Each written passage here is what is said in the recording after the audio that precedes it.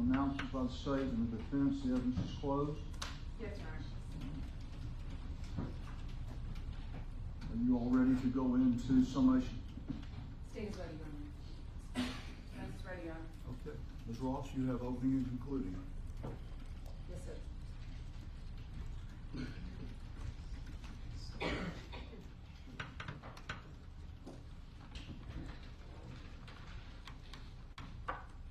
May it please the court and counsel. Your Honor,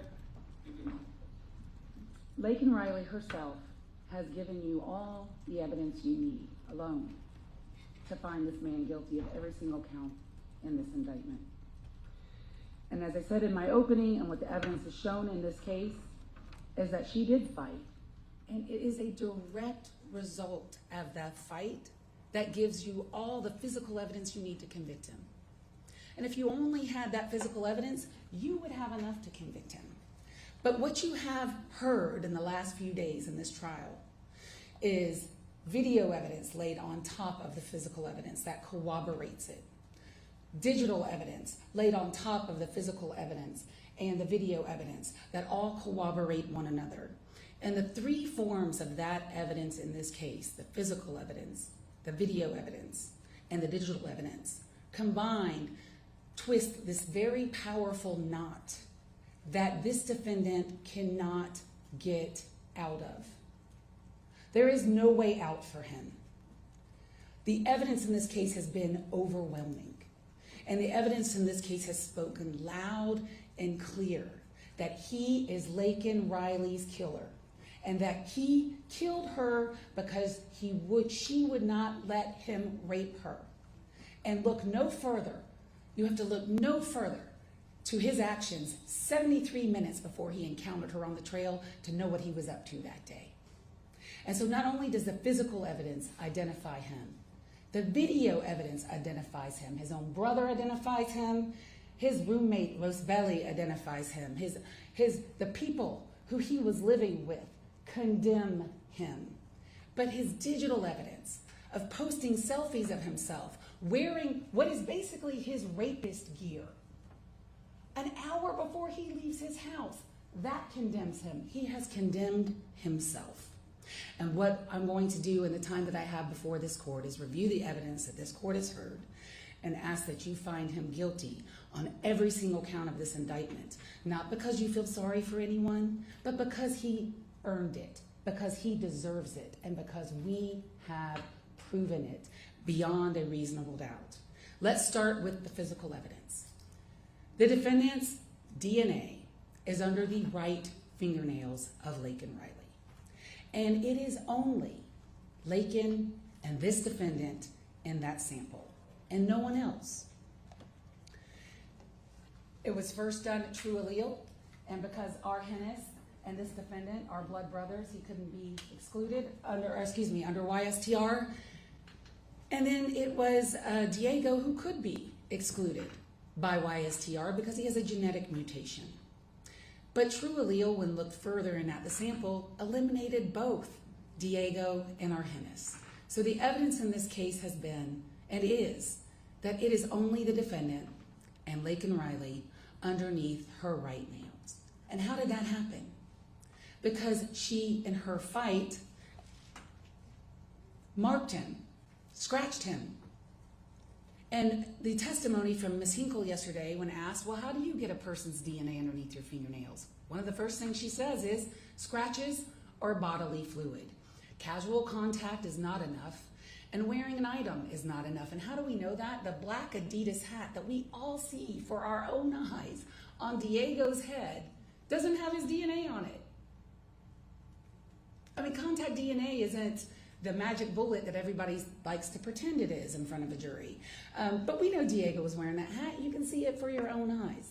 And I'm going to talk a lot more about that hat and why and how Diego was wearing that hat a little later. It is the defendant's thumbprint on Laken's phone. And this was from the Daubert hearing. This is, first of all, the digital image of Special Agent Daniela Stewart. And that is digital image 597, which is in evidence on one of the thumb drives.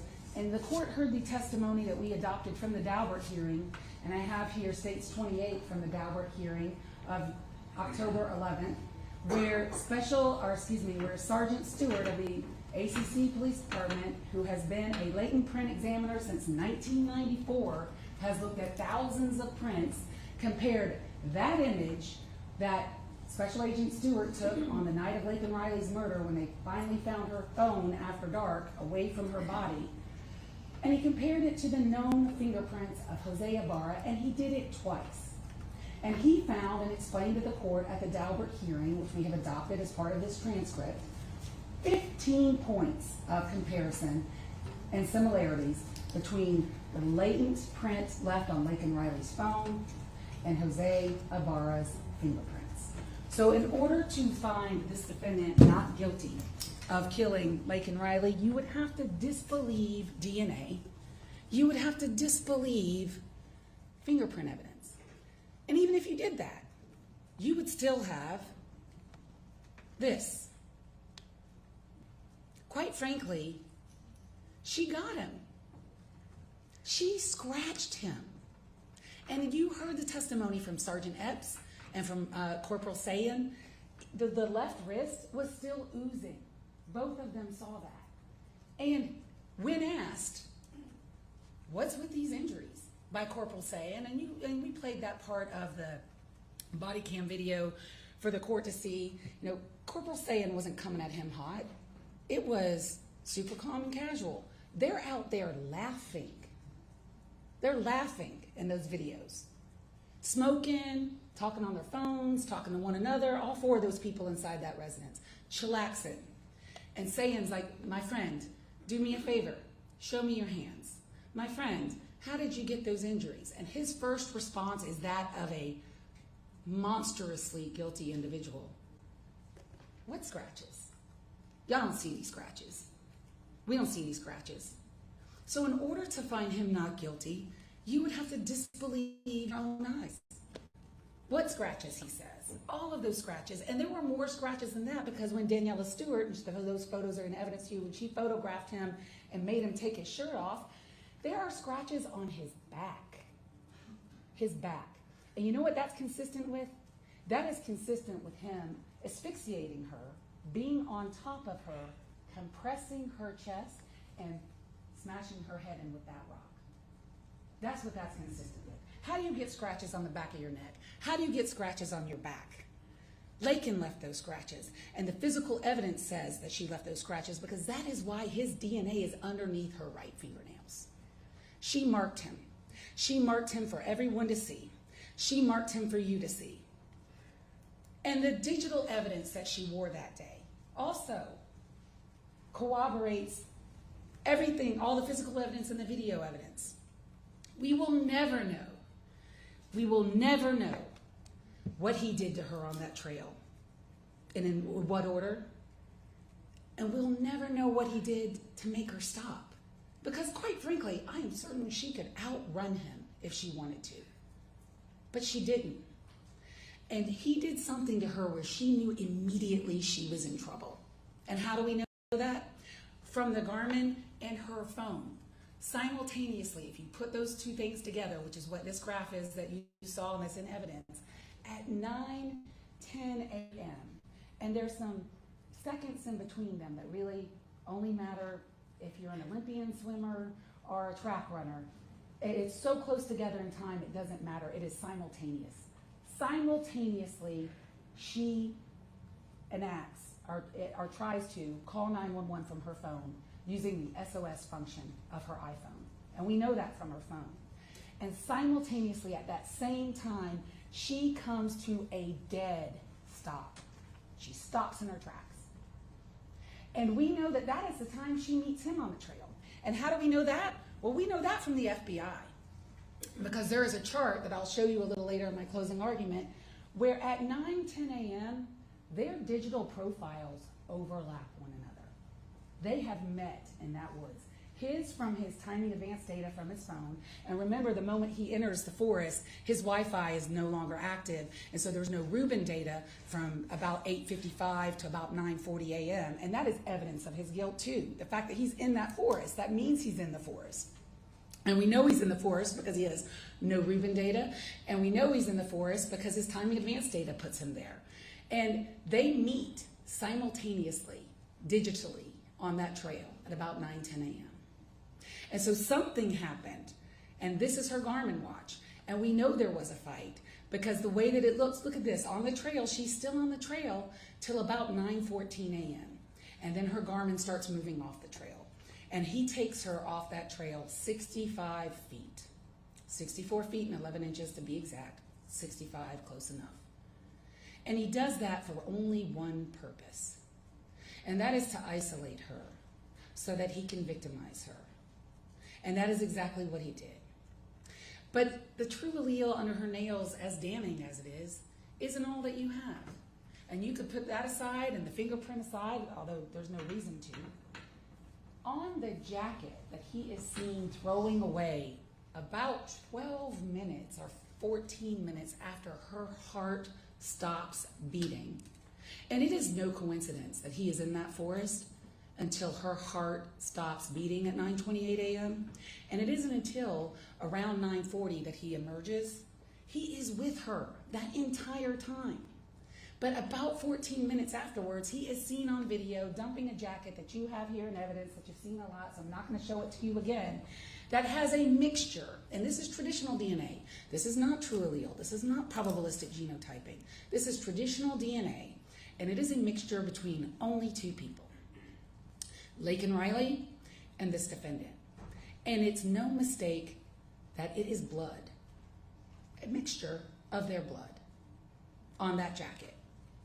And on that jacket also are 29 hairs that are consistent with Laken Riley that all have been not all of them, but several of them have been forcibly removed from her head. And they were wrapped around the button that you see in some of the photographs when Officer Davis testified, the way that he saw it. And it is a rare day that as a prosecutor, we ever get such great evidence of tampering with evidence. But the defendant himself is on video, and here it is.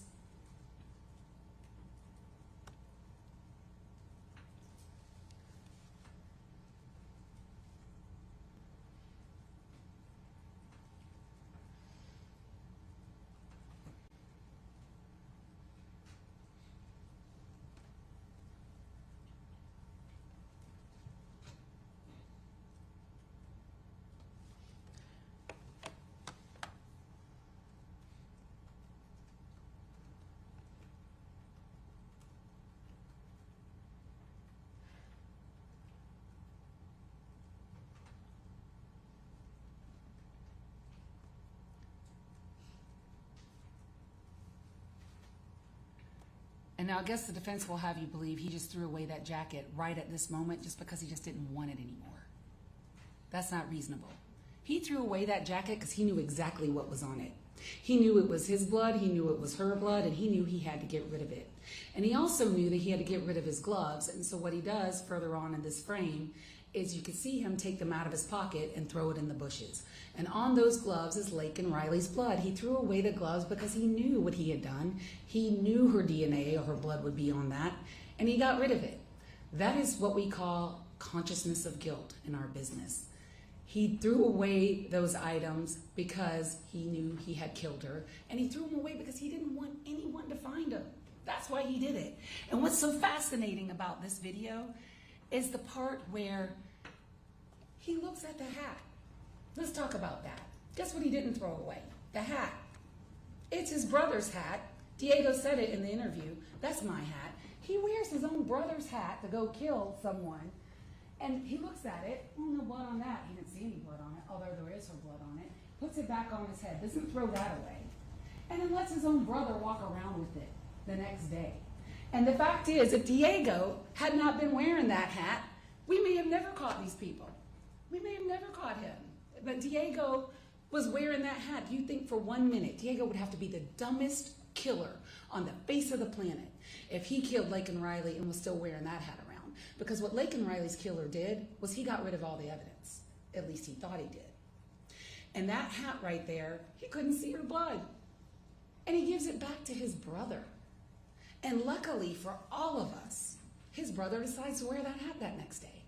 And we know his brother wasn't wearing the hat on that day because you got to see the video for yourself where Diego goes to work on the day of Laken Riley's killing. He's at work and he's wearing a completely different hat. And each day that we have of the videos of where he's going to work, he's wearing a completely different hat. So this defendant, this killer, gives a hat back to his own brother that he was wearing when he killed Laken Riley. And I have to take a moment. You know, the officers in this case have done a lot of things. They dived into dumpsters. Daniela Stewart told you she was on her hands and knees on that crime scene looking for rocks that were similar. Couldn't find any rocks around where Laken Riley was murdered. A lot of it, you know, Sergeant Timothy Johnson, whose testimony we adopted from the hearing in October, you know, just hitting the streets looking for things. Zach Davis, dumpster diving. It was a combination of good police work and, quite frankly, just luck. We were lucky that Diego decided to wear that hat. And do you think for 1 minute if Diego had killed her, he would have put that hat on? No. And looking in the video that you see, and you saw slowed down versions of it, Diego has tattoos on the back of his neck. They are not in that video. Rosebelly herself, who knows both of these two, identified this defendant in that video. And if you're concerned about whether she's right about that, well, the FBI's digital profile of this defendant's device hovers over that dumpster at 9:40 a.m. It's him, and there is no doubt that it's him. Here is the FBI profile, digital profile from the CAS team of the defendant's device now over the dumpster. In the center of this is D1, 9:40 a.m. He's at the dumpster that we just saw him at, dumping bloody clothes. And how do we also know he's back at his apartment at that time? Because Special Agent Hipkiss, who extracted 1B7, said at 9:58 a.m. the device is plugged back in and charging, which means he's back home. But he's not done. And before I go on to the other videos, these are all the selfies of this defendant on his phone 1B7. And I understand, and I suspect maybe the defense will argue, well, Judge, you know, other people used his phone. Yeah, they did in October. And the other months that they want to talk about are other two accounts. Oh, yes, Diego has a Google account that has been accessed from 1B7. Both of those accounts that they talked about, one a Facebook, one a Google, I can't remember exactly, but there were two of them. Rosebelly had one and Diego had one. One of the accounts was closed in January, and the other one, Rosebelly, was closed in February of February 12th of that year. So on the day in question, on February 22nd of 2024, there is zero evidence, no evidence that anyone other than this defendant was using that phone. And any attempt to argue that someone else was is just pure speculation, because the only activity on the phone prior to leaving is him taking that selfie at 5:30 in the morning. That's it. There's no one texting, no one WhatsApping, no one calling in the time that he's out hunting and killing, because he's holding the phone and he's a little busy because he's looking for victims. He's looking for females. Nobody else is using that phone. And the FBI said, and the phone tracks his own video. You could put the video of him at the bus stop, which I'll show, and put it with the digital profile of the phone, and they track one another. So the videos and the digital profiles track one another because he's holding the phone at the time. And this is what he does when he gets back. His phone is plugged in at 9:58 a.m., but he's not done destroying evidence. That shirt that he's seen wearing with the black and white pattern in the video, in the dumpster video, a few minutes later when he comes out of his house at 10:21, he's changed. And now he's wearing the clothes that he's actually arrested in. This is him 10:21 a.m., and he's got a bag in his hand. I really wonder what's in that bag. Never found that bag. And he didn't want anyone to find that bag. And how do we know that? Because he's walking towards a dumpster. And Sergeant Norris said that that dumpster and that part of the apartment complex had been picked up about 45 minutes later that day. So they weren't able to get and see what was in that bag. And no one ever found what was in that bag. But you know what was also never found? The striped bag that he's wearing over his, that sling bag that he's wearing in both the dumpster video and in the bus stop video. That bag was never found, ever. And I suspect it's because it was in that bag that we just see. And here he is coming back 3 minutes later, and there is nothing in his hand. He's gotten rid of the rest of the evidence, because that's what guilty people do. So the digital evidence that I have talked about, in summary, from Special Agent Jay Burney of the CAS team, it is his opinion that he left that house at 6:52 a.m. and that he returned around 9:50 a.m. And that there is no Reuben data on that phone from 8:55 to 9:40, which is consistent with him being in the forest. This is the slide from, and this is what summarized Special Agent Burney's testimony, that at the time at 9:10 a.m., so on this slide here that was before the court, page 29 of his exhibit, at 9:09 a.m. to 9:12 a.m. is where on the trail Laken Riley and this defendant meet digitally and in person.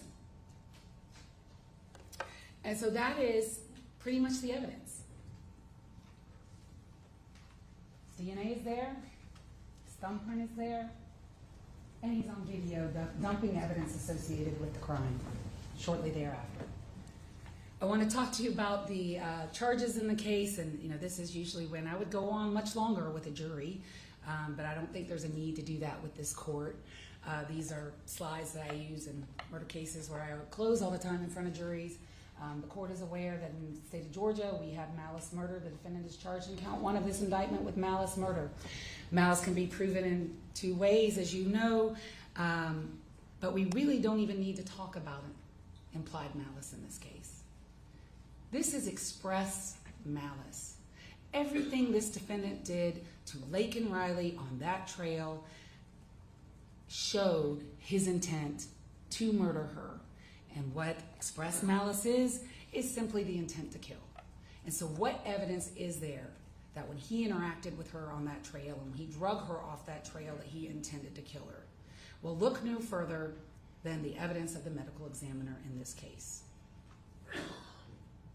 He put huge holes in her head with a rock. And he did it more than once. And there could be no other reason to do that other than to silence her forever, so that she could not call Sergeant Maxwell or anyone from the University of Georgia Police Department and report that he tried to rape her. Because guess who did call the police on him? Tejaswi. And we're going to talk about that count in the indictment. And he ran away after she confronted him at the door. So he had a motive to kill Laken Riley, but you don't even have to go that far. All you have to do is look at his actions and look at the state's exhibits that we admitted through the medical examiner and look at those 9 holes in the left side of Laken Riley's head. That's intent to kill. And the rock sure is a deadly weapon, especially when used that way. He used a rock like it was a hammer. And that's what he did to her. That's intent to kill. The petechia, also, because these are concurrent causes of death. Asphyxia. He asphyxiated her in some manner. Again, we'll never know everything he did, how he did it. But he asphyxiated her, we know enough. That caused petechia in both of her eyes and even at her lips. That is a tremendous amount of petechia that she has there from a compression or a strangulation injury. He was depriving her body of oxygen long enough to form those wounds on her. He intended to kill her. There is no other reasonable explanation for that conduct. We have also charged 3 counts of felony murder in this indictment. I'm not even going to define it for the court because I know you know what it means, so I'm just going to go straight to the felonies. And they are kidnapping with bodily injury, aggravated assault with intent to rape, and aggravated battery. First, with the kidnapping with bodily injury, that is exactly what happened in this case. And that actual felony precedes the murder in time, because he didn't murder her on the trail. He took her 64 feet and 11 inches off the trail for the purpose of victimizing her. That is asphyxiation, that is recognized under our law, and it is what permitted him to do the things to her that he wanted to do all along. And if he hadn't had asphyxiated her off that trail, he would have been interrupted. So it is a kidnapping with bodily injury. And I have a crime scene photo here from, again, Daniela Stewart, where she shows marker 1, which is Laken Riley's other AirPod. And that's how we also know there was a struggle on the trail. Sophia and Lily find, and we know Laken was listening to music when she was running. They find her AirPod, one of them, in the middle of the trail. And there's a photograph in there. A little towards the side, but still on the trail. AirPod number 2 is found by Daniela Stewart, where marker 1 is off the trail. So there was some kind of struggle between the two of them on that trail, and it's also shown on her Garmin, where she loses her AirPods on the trail. And he takes her off that trail. And we'll never know exactly how he took her off the trail. Did he pick her up and carry her? Did he somewhat drag her off the trail? Did he somewhat push her off the trail? We know that he took her 65 feet because we know that's where her body was found. And also Daniela Stewart saw like a leaf. She called it a displacement of the leaves, and she marked it with those orange flags, but no real dragging marks. So that's a kidnapping with bodily injury. Taking her off that trail, and in the commission of that crime, he kills her. He is guilty of felony murder, with the underlying felony being kidnapping with bodily injury. It's not contested that she has bodily injury.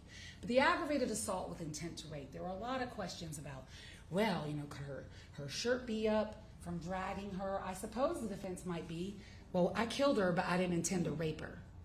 Well, that makes no sense.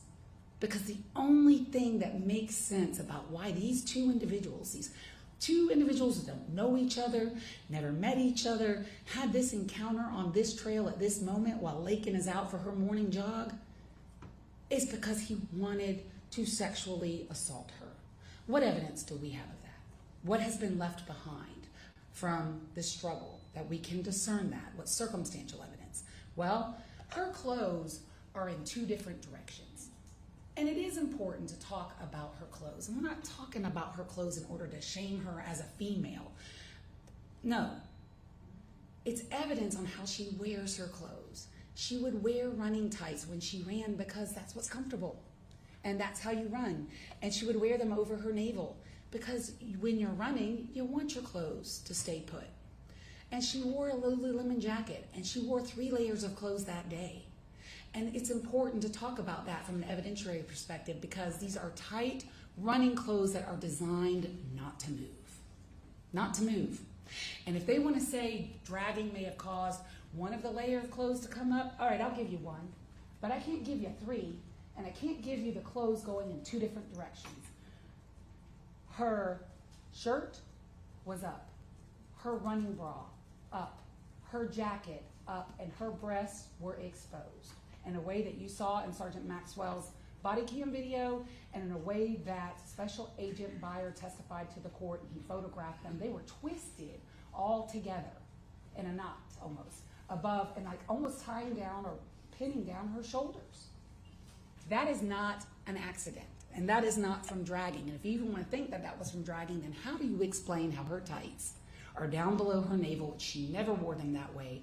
Her underwear is pulled up, and you can see it in the body cam video, and you can see it in the photos from Special Agent Beyer, and her underwear has been torn. He did that to her. He did that to her after he drug her off the trail. And he did that to her because he wanted to try to rape her. And we don't have to prove a completed rape, and thankfully she wasn't raped. But he tried to do it, and he was unable to complete it for some reason that we will never know. Maybe he didn't like the fight. Maybe somebody ran by. Who knows? But he didn't complete it, and we don't have to prove that he completed it. Injury to Laken's pubic bone, State's Exhibit 316, that also corroborates that he attempted to rape her. Why is that injury so low? All these injuries to her stomach, these linear injuries, that means her shirt was up when he's on top of her. Could it have been the bag? Possibly. It's consistent with a metal object. Never found the bag, don't know. But there's no reason for her to be exposed that way unless he was trying to sexually assault her. That is the evidence of aggravated assault with intent to rape.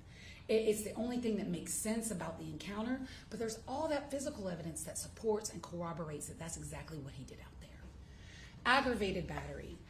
I could talk forever about aggravated battery and disfiguring her skull.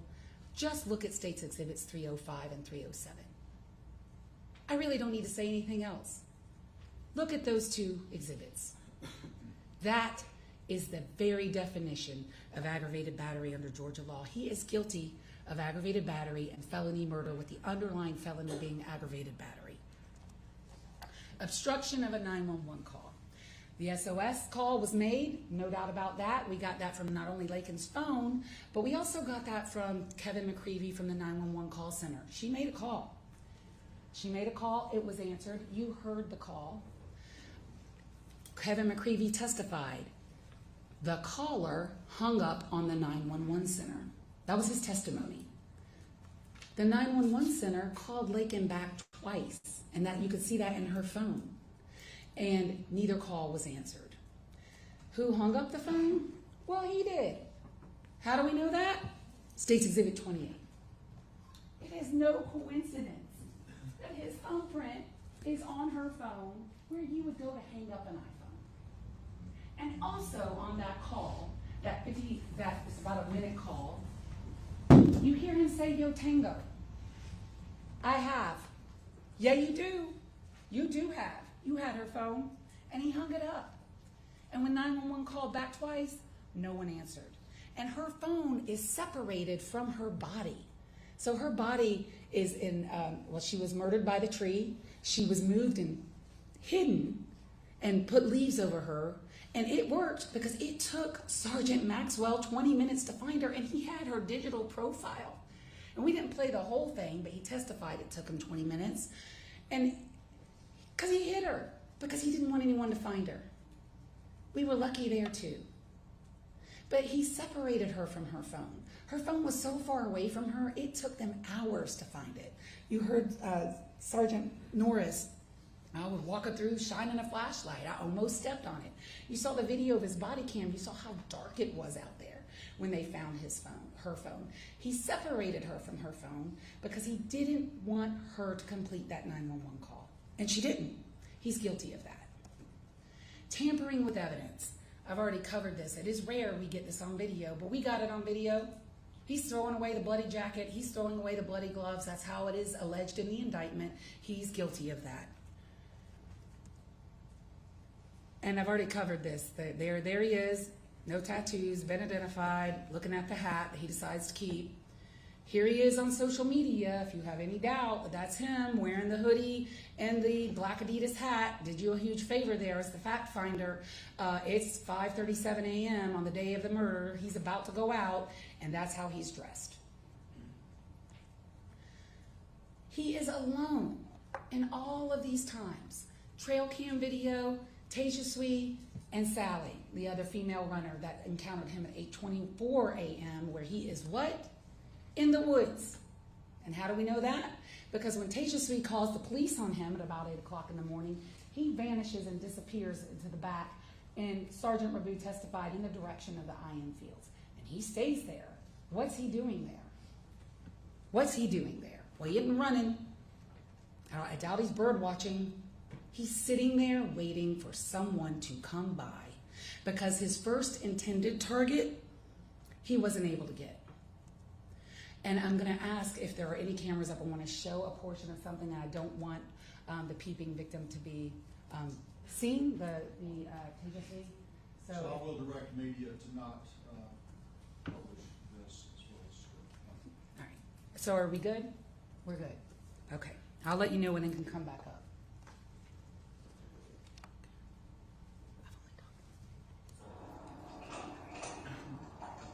Hey, I'm sorry.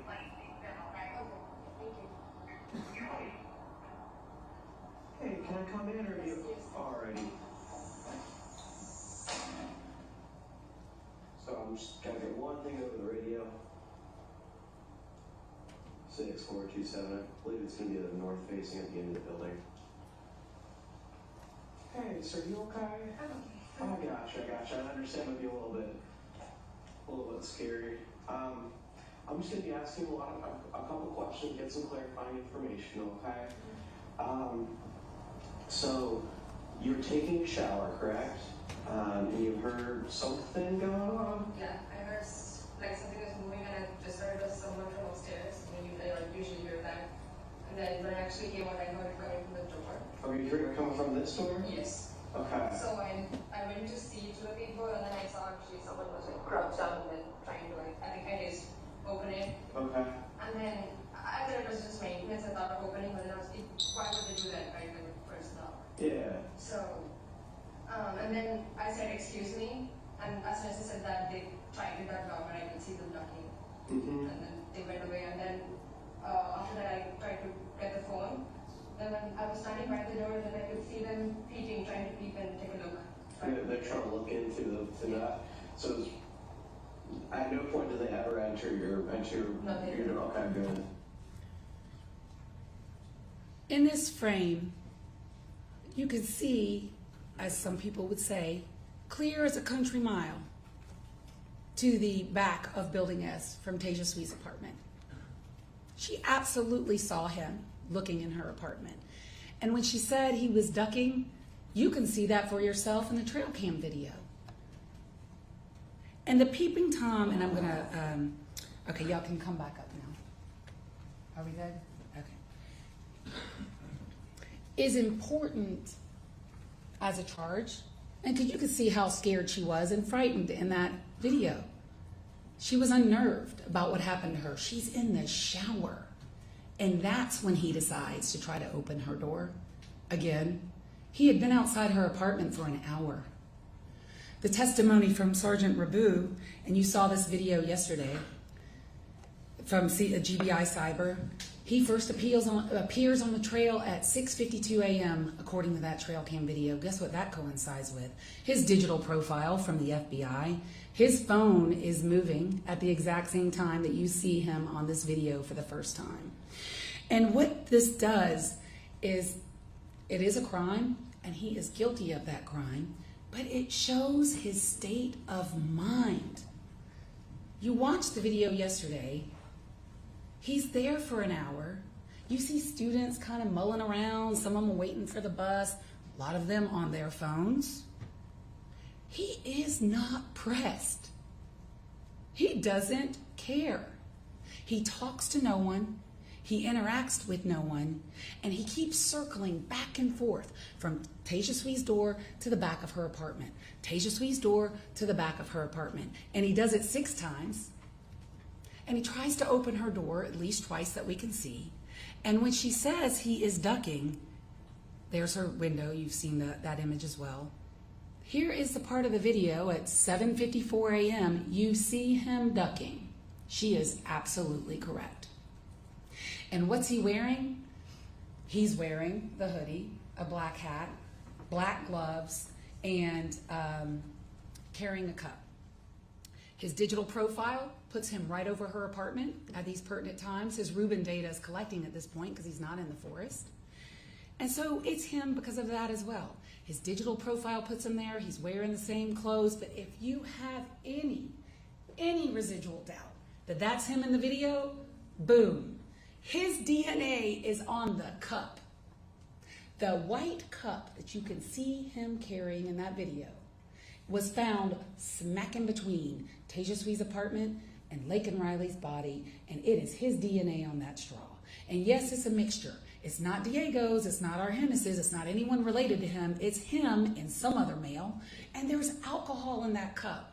He's drinking alcohol at 7 o'clock in the morning while he's out prowling and hunting females. It's him. No doubt that it's him. And I want to talk about the gloves, because the gloves that he chose to wear that day, you heard from Alexander Coven of the crime lab.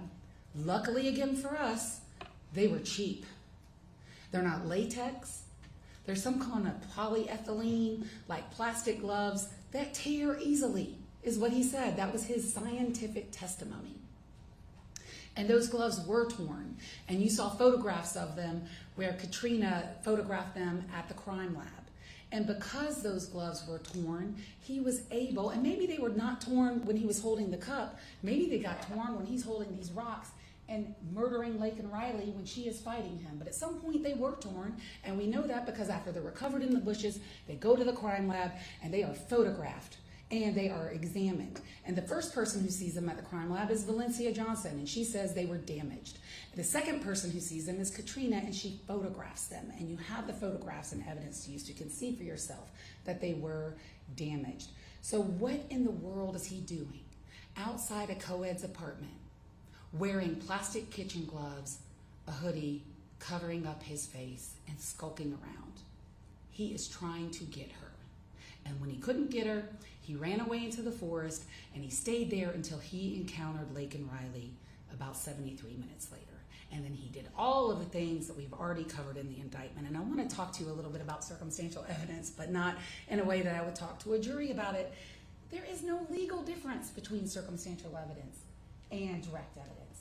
It's not bad. It's just different. And in this case, it is powerful. And it is layered upon layer upon layer. And there is no way out for him. He is guilty of everything in the indictment. I want to talk to you about the defense case.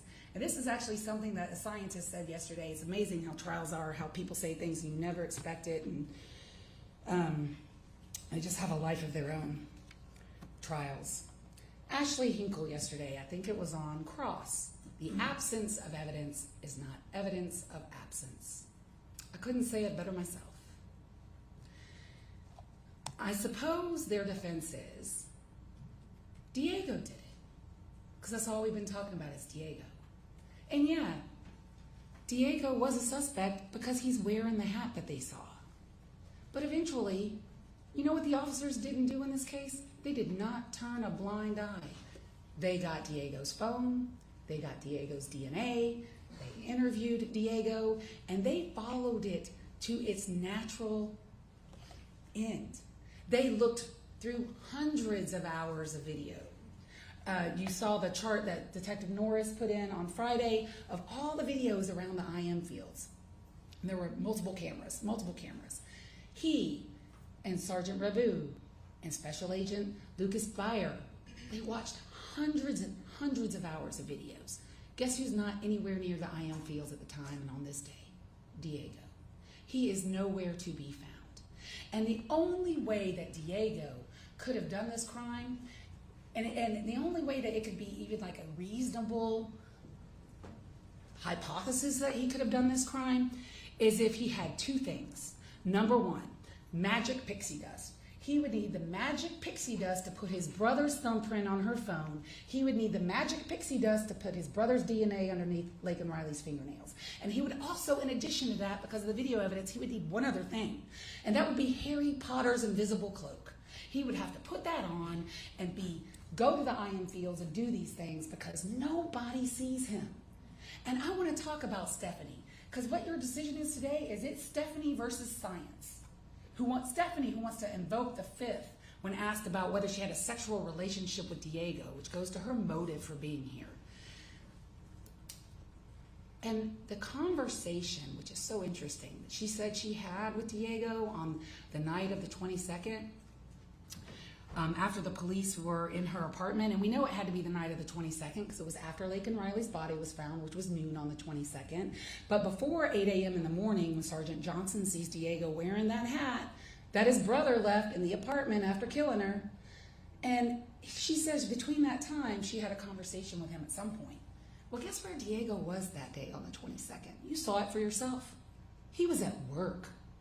And he was at work till about 11 p.m.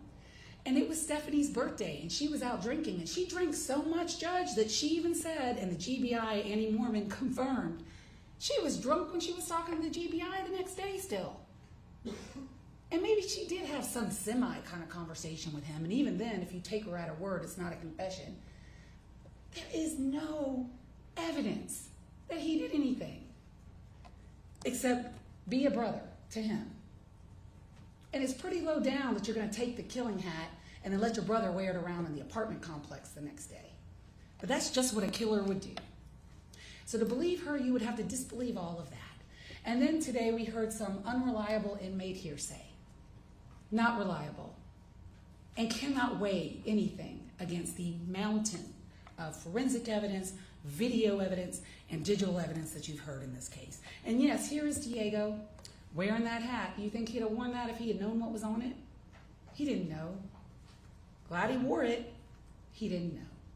And so that completes my portion of this closing argument, and I will see to defense and see Your Honor at rebuttal. Thank you. Ms. Beck.